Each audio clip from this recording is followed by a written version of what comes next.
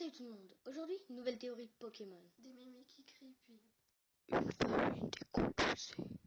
Il y a un truc que tout le monde a remarqué dans les jeux Pokémon, c'est que... il y a un fantôme. Enfin, un par jeu en général. Et pourtant, tout le monde se demande... Mais pourquoi sont-ils là? Certaines personnes pensent que les fantômes dans les jeux Pokémon sont juste faits pour donner un petit coup de flip au jeu. Mais ça n'empêche pas les théories. Commençons par les fantômes du manoir de Pokémon. Perle, diamant et platine. Quand vous entrez dans le manoir, si vous cherchez dans les chambres, vous allez tomber sur une petite fille qui est dans une chambre à côté de vous. Elle part de cette fameuse pièce en lévitant. C'est bien évidemment un fantôme. Sortez de la chambre, allez dans la pièce centrale. Ou un vieil homme. Fantôme. Je me tire. Et après il part. Deux beaux fantômes que je vais en reparler après. Maintenant passons à Pokémon Noir. Je sais pas si vous avez remarqué, mais quand vous allez sur le pont de l'inconnu, vous pouvez parler à des personnes qui y sont déjà. Dont une qui est assez spéciale parce qu'en fait cette personne, quand vous lui parlez, elle se volatilise. Et la personne juste à côté de vous, le PNJ, est tout aussi surpris que vous. Et cette personne, vous la retrouvez dans Pokémon Noir 2, dans le manoir qui se situe dans un village assez paumé. Celui-ci, on retient jamais son nom, mais par contre tout le monde le connaît parce que c'est le plus pauvre. Vous y allez même en avion. Et là-bas, vous devez aller chercher la plume de Cresselia. Et cette personne vous suit dans tout le manoir, fait bouger les objets, de quoi vous faire bien flipper. Tout ça pour vous dire que c'est pas nous qu'elle cherche. Dans Pokémon X et Y, un fantôme bien connu, le fantôme d'Illumis, dit que ce n'est toujours pas vous qu'elle cherche. Et ce fantôme, on le retrouve dans Pokémon Rosa, dans le monde Memoria. Elle cherche aussi quelqu'un et ce n'est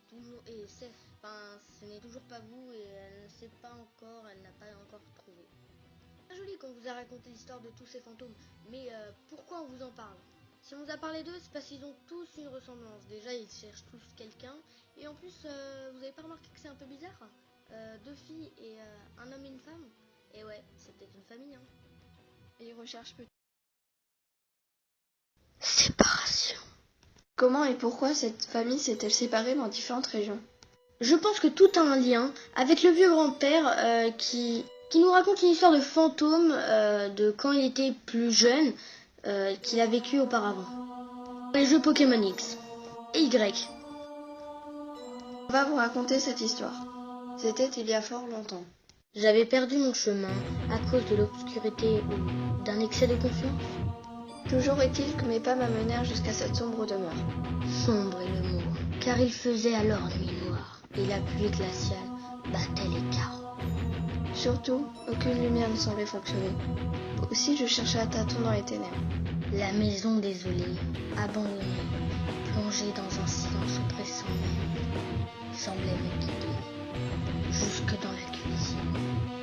J'ai découvert un réfrigérateur que je m'empressais d'ouvrir, afin d'avoir un phare, quel qu'il soit, dans cet océan de nuit.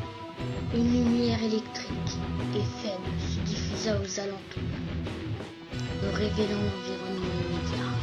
Stupeur, un homme se tenait recroquevillé dans un coin. Le propriétaire, pensais-je. Dois-je lui expliquer la présence incongrue et lui demander asile pour la nuit? Je m'approchais de lui pour lui faire part de ma requête quand soudain... L'homme se mit à hurler. N'approchez pas! Je me confondis en excuse pour mon intrusion nocturne inopprimée, lui demandant son aide, juste pour la nuit. Imbécile! Pas toi! Cria-t-il. Choqué, je le dévisageai fixement. Alors, avec un regard fou, il me demanda. Je ne les vois pas derrière toi. La foule des gens sans visage. Certains secrets sont faits pour ne pas être révélés et j'emporterai le mien dans ma tombe. Voilà une histoire hors du commun qui fait plutôt flipper quand même.